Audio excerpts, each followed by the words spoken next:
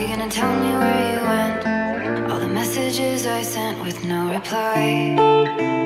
It's like that. You're just gonna walk into my room. I hate how you assume. I'll take the pleasure. Καλώς ήρθατε σε ένα ακόμα νέο vlog. Σε αυτό το vlog που αφορά την αμπελουργία και πάλι, θα σας παρουσιάσω ένα αυτοσχέδιο μηχάνημα το οποίο κατασκευάσαμε προκειμένου να μπορέσουμε να βγάζουμε τα κλαδιά μέσα από το αμπέλι. Όπως ανέφερα και σε προηγούμενο επεισόδιο με το κλάδεμα, το ξύλο πρέπει να αφαιρείται μέσα από το αμπέλι προκειμένου να μειώσουμε τις πιθανότητες της μετάδοσης της ίσκας. Έτσι σχεδιάσαμε αυτό το μηχάνημα και το υλοποιήσαμε προκειμένου να μπορέσουμε εύκολα με την βοήθεια του γεωργικού ελκυστήρα να αφαιρούμε το ξύλο μέσα από το αμπέλι. Το μηχάνημα αυτό είναι ένα απλό καλάθι κατασκευασμένο από ενισχυμένο σίδηρο, το οποίο τοποθετείται πίσω από το γεωργικό ελκυστήρα. Το καλάθι αυτό έλκεται από τον γεωργικό ελκυστήρα και συλλέγει τα κλαδιά τα οποία ο εργάτης μας έχει ρίξει μέσα στη σειρά. Τα κάγκελα τα οποία έχει γύρω-γύρω ξύνουν ελαφρά το χώμα μέχρι 2-3 εκατοστά, ενώ το όλο καλάθι ρυθμίζεται από τα πέδιλά του το ύψος του. Έτσι, καθώς το τρακτέρ κινείται μέσα στη γραμμή, τα ξύλα παγιδεύονται μέσα στο καλάθι και αυτά όταν θα βγούμε έξω από τη σειρά τα ρίχνουμε στο σημείο που είναι να τα κάψουμε. Η κατασκευή είναι πολύ απλή. Το μόνο που χρειάζεται να προσέξετε είναι οι διαστάσεις οι οποίες πρέπει να προσαρμόζονται στις διαστάσεις του αμπελώνα σας και το γεγονός ότι πρέπει να έχει ένα αρκετά μεγάλο βάρος από 250-350 κιλά προκειμένου να μην σηκώνεται από το βάρος των κλαδιών, να έχει ένα καλό βάρος για να μπορεί να μένει στο έδαφος. Επίσης θα χρειαστείτε σίγουρα έναν γεωργικό ελκυστήρα πάνω από 50 ύπους και το καλύτερο θα είναι να είναι και 4x4. Πάμε να βάλουμε μπροστά. Το καλό με αυτό το εργαλείο είναι ότι μπορούμε να κινηθούμε και πολύ γρήγορα μέσα στον αμπελώνα. Μπορούμε να κάνουμε τη δουλειά μας με σχεδόν διπλάσια ταχύτητα με αυτή που θα κάναμε με τον καταστροφέα.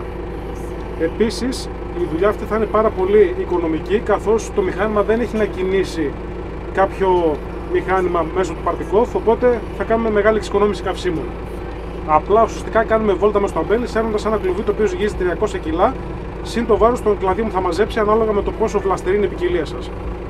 Θα ρυθμίσουμε το εργαλείο ούτως ώστε να κινείται σχεδόν οριζόντια πάνω στο έδαφος και όσο θα αρχίσει να γεμίζει σιγά σιγά με ξύλο θα ρίχνουμε πίσω τα υδραυλικά κατά αυτόν τον τρόπο προκειμένου να αρχίσουν να σκάβουν τα πίσω πόδια, τα πίσω κάγκελα ουσιαστικά. Όπως θα σας δείξω σε λίγο, τα πίσω πόδια είναι ενισχυμένα, έχουν έξτρα γωνία από κάτω για να λειτουργούν περίπου και σαν καλλιεργητής. Μελετάμε και το ενδεχόμενο να βάλουμε και μια σειρά με σταβάρια στο πίσω μέρος για να κάνει και καλλιέργεια του εδάφους. Έχουμε ξεκινήσει, το έχω γυρίσει αρκετά λίγο για να δείτε ότι σκάβει και όλα στο εργαλείο.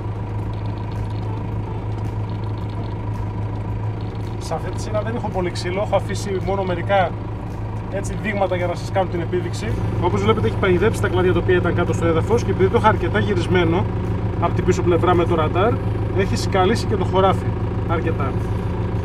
Μέχρι στιγμής η δουλειά είναι εξαιρετική, σε όσες σειρές το έχω δοκιμάσει δεν είχα αντιμετωπίσει κανένα πρόβλημα παρά μόνο σε ένα σημείο που έχω μία κλίση περίεργη όπου λίγο το καλάθι επειδή ήταν γεμάτο με ξύλο σηκώθηκε και μου άφησε μερικά κλαδιά μέσα, οπότε χρειάστηκε να ξαναπεράσω από εκείνο το κομμάτι για να τα πάρω. Παρ' όλα αυτά μέχρι στιγμής η δουλειά γίνεται πάρα πολύ καλά για ένα εργαλείο το οποίο μόλις το σχεδιάσαμε και για το οποίο είχαμε και αμφιβολίες αν θα τα καταφέρει. Έχω βγάλει την πρώτη σειρά, όπως βλέπετε τα κλαδιά έχουν παγιδευτεί μέσα στο κλουβί, έχω γυρίσει, θα κάνω απλά όπισθεν. Με λίγη προσοχή για να μην σπάσουμε τα πίσω νύχια, σηκώνω το καλάθι, κάνω όπισθεν στη στίβα πάνω και εδώ σηκώνω τα υδραυλικά μου και το φυτίλι μου για να πέσουν τα κλαδιά. Λίγο μπρος πίσω και τα κλαδιά πέφτουν κατευθείαν. Εδώ βλέπετε ήδη μερικές σειρές τις οποίες έχω βγάλει έξω. Όπως βλέπετε με μεγάλη επιτυχία μπορώ να κάνω και αναστροφή σιγά σιγά με προσοχή και να κάνω ουσιαστικά μια στίβα ολόκληρη τα κλαδιά προκειμένου να μπορέσουμε να τα βάλουμε φωτιά. Φυσικά τα κλαδιά αυτά θα καούν μέσα στις επόμενες ημέρες που είναι χειμώνας και έχει αρκετή υγρασία και φυσικά πριν βάλετε μια τέτοια φωτιά πρέπει να είστε σε ετοιμότητα με το προσωπικό σας και με πυροσβεστήρες για να αντιμετωπίσετε πιθανή κρίση. Το εργαλείο το δοκιμάσαμε πρώτη φορά σήμερα, γι' αυτό όπως είδατε στο βίντεο δεν είχε βαφτεί. Είπαμε ότι μπορεί να χρειαστεί να κάνουμε κάποιες προσθήκες, κάποιες τροποποιήσεις, κάποιες έξτρα κολλήσεις, οπότε το αφήσαμε άβαφο προκειμένου πρώτα να το δοκιμάσουμε και μετά να το ολοκληρώσουμε.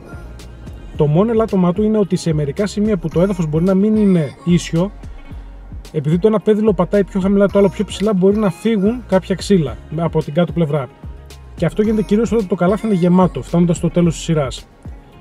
Για τη δική μας εγκατάσταση εδώ πέρα που είναι ασύρτικο και έχει πολύ ξύλο, είναι μια βλαστερή ποικιλία, το καλάθι στα 150 μέτρα γραμμής περίπου γέμιζε οριακά, που σημαίνει ότι έχει αρκετή χωρητικότητα. Βέβαια, αυτό θα εξαρτηθεί με το μέγεθος που θα διαλέξετε να το κάνετε εσείς, το οποίο πρέπει φυσικά να προσαρμοστεί στις διαστάσεις του αμπελώνα σας. Επίσης, εντυπωσιακή είναι η ταχύτητα με την οποία μπορείς να κινηθείς μέσα στο αμπέλι με αυτό το εργαλείο για να συλλέξεις τα ξύλα. Εγώ κινήθηκα στα πιο δύσκολα σημεία με περίπου ταχύτητα 4,5 με 5 χιλιόμετρα, ενώ στα καλά σημεία μπορούσα να αναπτύξω μέχρι και 8 χιλιόμετρα ταχύτητα την ώρα, πράγμα το οποίο σημαίνει ότι κερδίζεις πάρα πολύ χρόνο σε σχέση με τον καταστροφέα. Παρ' όλα αυτά, όλα τα εργαλεία έχουν και τα συν τους και τα πλην τους. Ελπίζω να σας άρεσε αυτό το vlog. Αν σας άρεσε, κάντε ένα like και μια εγγραφή στο κανάλι και επιστρέφουμε σύντομα με επόμενο βίντεο.